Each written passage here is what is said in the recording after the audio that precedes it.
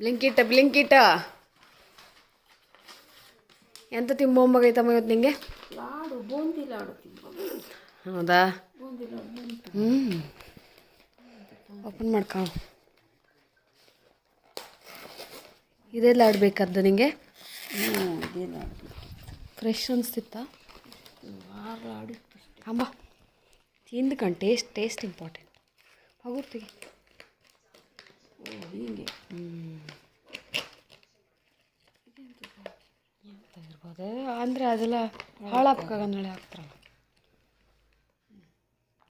ನಂಗೆ ಬೇಡಮ್ಮ ಚೂರು ಕೊಡು ಚೆಂದ ತಿಂಬ.